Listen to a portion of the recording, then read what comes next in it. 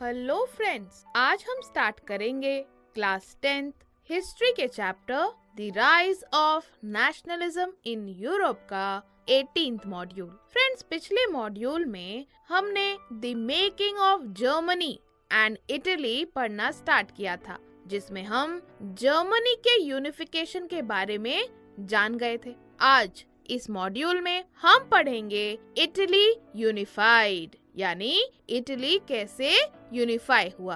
Friends, इस topic को हम नेक्स्ट मॉड्यूल में भी कंटिन्यू करेंगे, तो फिलहाल शुरू करते हैं टुडेज मॉड्यूल। तो फ्रेंड्स, जर्मनी की तरह इटली की भी पॉलिटिकल फ्रैगमेंटेशन यानी डिवीजन की एक लॉन्ग हिस्ट्री है।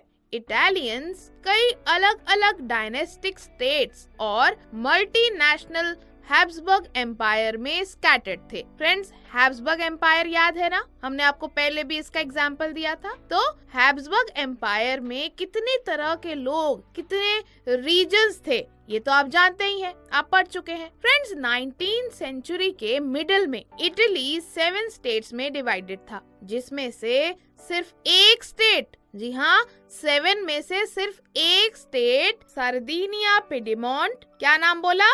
सिर्फ एक स्टेट सार्दिनिया पिडमोंट, इसको एक इटालियन प्रिंसली हाउस रूल करता था, यानी इटली का ही राजा वहाँ रूल कर रहा था, क्योंकि बाकी जो और 6 स्टेट्स थे वहाँ पर अलग अलग किंगडम्स के कंट्रोल थे, वहाँ पर कोई इटली का राजा रूल नहीं कर रहा था। सो बाकी के 6 स्टेट्स किसके पास थे? अलग अलग किंगडम्स के कंट्रोल में थे। जैसे नॉर्थ की बात करें तो वो ऑस्ट्रियन हैब्सबर्ग्स के अंडर था। सेंटर को, यानी इनको पेपल स्टेट्स कहा जाता था, सेंटर का एरिया पेपल स्टेट्स के नाम से जाना जाता था। तो इनको पोप रूल कर रहे थे। पोप जो चर्च के हेड होते हैं वो रूल कर रहे थे सेंटर को। कहाँ के सेंटर को? इटली। साउथ की बात करें तो सदर्न रीजन्स, जिसे किंगडम्स ऑफ बोथ सिसिलीज ये भी कहा जाता था, ये नाम था इसका।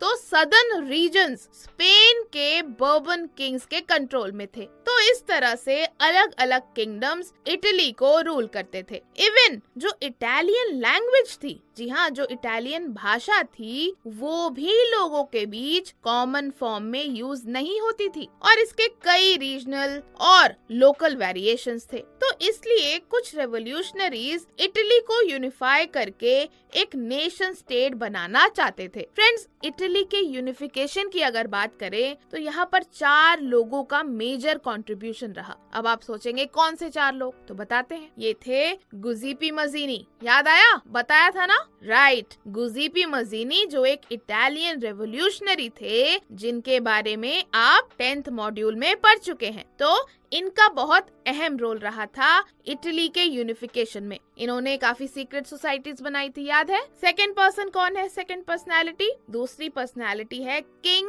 Victor Emmanuel second. क्या नाम बोला? King Victor Emmanuel second. Friends, ये सार्दिनिया पिडमोंट के प्रिंसली हाउस के रूलर थे। जी हाँ, वो इकलौता स्टेट जहाँ पे इटालियन प्रिंसली हाउस का रूल था, वहीं के रूलर थे king Victor Emmanuel second. Third personality कौन है? काउंट कैमिलो डे कैवो, जो कि सार्दिनिया पिडमोंट के चीफ मिनिस्टर थे। और चौथे पर्सनालिटी हैं गुजीपी गैरिबाल्डी। क्या नाम बोला मैंने?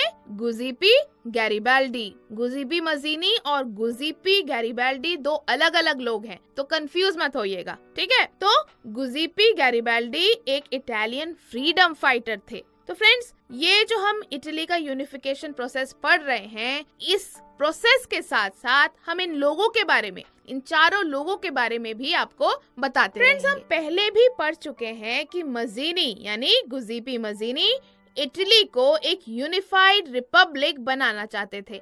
1830s के दौरान गुजीपी मजीनी ने यूनिटरी इटालियन रिपब्लिक बनाने के लिए एक कोहेरेंट यानी वेल ऑर्गेनाइज्ड और क्लियर प्रोग्राम बनाने की कोशिश की। फ्रेंड्स, उन्होंने एक सीक्रेट सोसाइटी भी फॉर्म की। उसका नाम बताइए, आप बताइए। Young Italy, correct. अपने गोल्स को फैलाने के लिए उन्होंने इस सीक्रेट सोसाइटी का इस्तेमाल करा।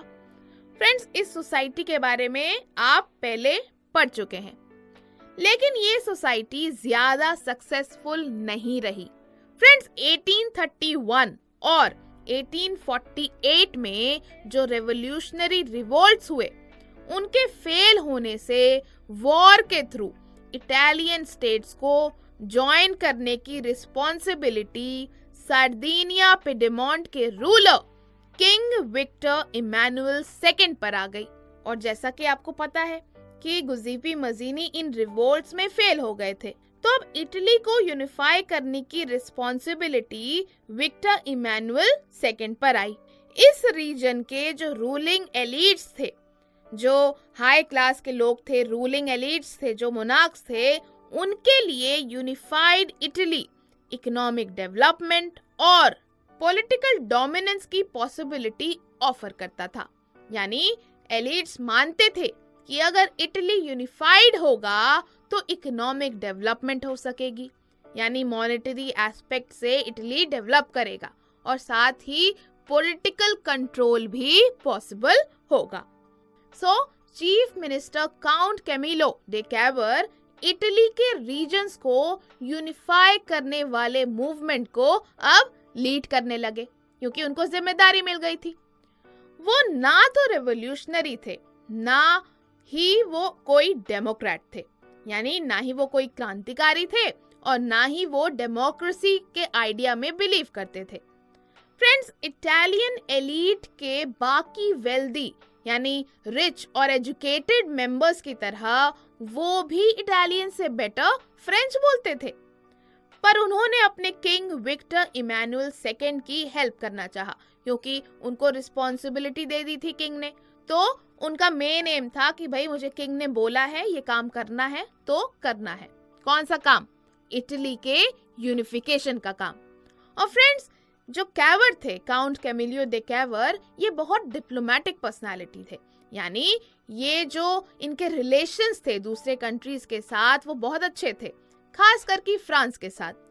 तो कैवर ने फ्रांस के साथ एक डिप्लोमेटिक अलायंस किया। जी हाँ, फ्रांस के साथ कैवर ने एक डिप्लोमेटिक अलायंस किया, जिससे सार्डिनिया पिडेमोंट 1859 में ऑस्ट्रियन फोर्सेस को हराने में सक्सेसफुल रहा। डिप्लोमेटिक अलायंस तो आपको पता है ना, दूसरी कंट्री से मिलकर अग्रीमेंट करना कि वो दोनों कंट्रीज साथ में काम करेंगे। तो फ्रेंड्स, कैवर के साथ साथ ये तो बात की हमने काउंट कैमिलियो डे कैवर, तो हमने किसके बारे में जान लिया? हमने गुज़िपी मज़ीनी के बारे में जाना, साथ ही हमने जो सार्डिनिया पिडेमोंट के किंग थे विक्टर इमैनुअल सेकेंड, इनके रोल के बारे में भी जाना, जो बहुत ज्यादा इलैबोरेट तो नहीं है बट हाँ है। साथ ही हमने काउंट कैमिलियो डे कैवर, इनके रोल के बारे में जाना। फ्रेंड्स, इनके साथ साथ गुज़िपी गैरिबाल्डी, इन्होंने भी विक्टर इमैनुअल सेकेंड की हेल्प की इटली को यूनिफाई करने में। कैसे की, ये हम आपको नेक्स्ट मॉड्यूल में बताएंगे।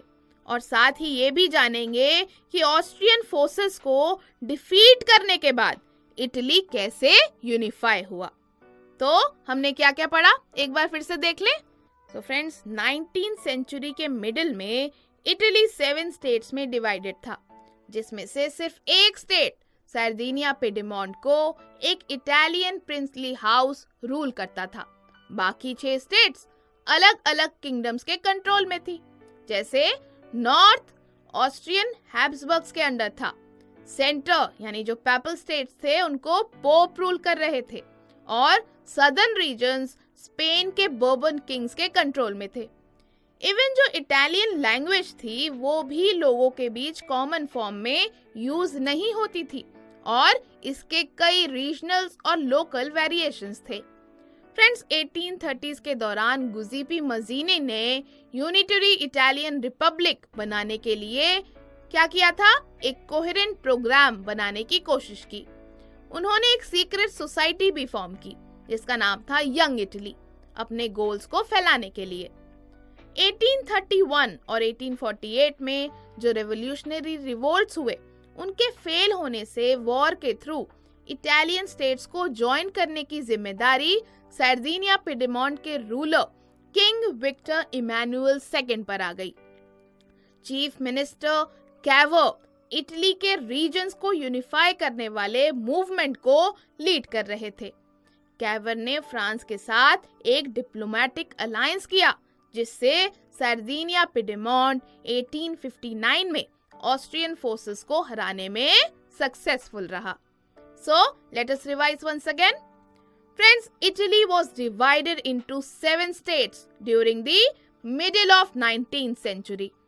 Only Sardinia Piedmont was ruled by an Italian princely house. North was under Austrian Habsburgs. Center was ruled by Pope, and southern regions were under Bourbon kings of Spain. Friends, even Italian language had no one common form and had many regional and local variations. Giuseppe Mazzini put together a coherent program for unitary Italian Republic during 1830s. He formed a secret society named Young Italy. With the failure of revolutionary revolts in 1831 and 1848, responsibility to unify Italian states through war fell on ruler of Sardinia Piedmont. Who was the ruler? King Victor Emmanuel II. Friends, Cavour. Who was Cavour? Count Camillo de Cavour, Chief Minister of Sardinia Piedmont. He led the movement to unify regions of Italy through a diplomatic alliance with France. Engineered by Cavour, Sardinia Piedmont succeeded in defeating the Austrian forces in 1859. तो friends, समझ आया आपको ये module? बहुत simple था।